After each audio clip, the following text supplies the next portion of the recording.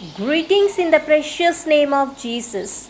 Welcome to the dew drops of God's Word.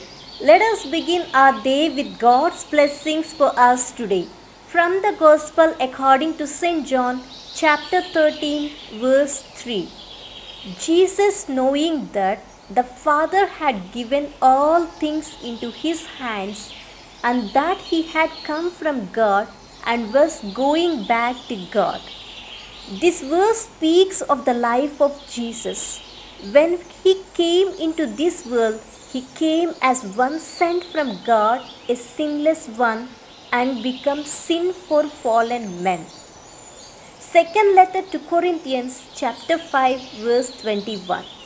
He has accomplished everything, and he knows that after the cross he will return to his Father and once again share in the glory of heaven. Jesus had one purpose when he came into this world, and that purpose was to die for sin. John chapter 18 verse 37. He accomplished his purpose on behalf of every man. He did this because of his great love for you and for me. In fact, the cross is the absolute, indisputable proof of his love. God proves his love for us that while we were still sinners, Christ died for us. Romans chapter 5 verse 8. You may discount everything else God has ever done for you and write it off as luck or whatever, but you will never be able to shrug off the death of Jesus on the cross for your sins. The cross stands as a monument to the awesome love of God for you and for me. Confidence in his walk with God enables Jesus to serve others and to submit his will to God sacrificially. From the beginning of his ministry, God had affirmed Jesus' identity and importance.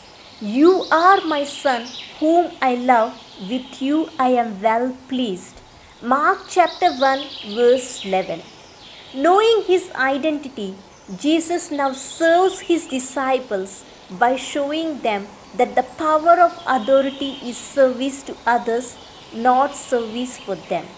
Knowing we are children of God should motivate us to serve others as well.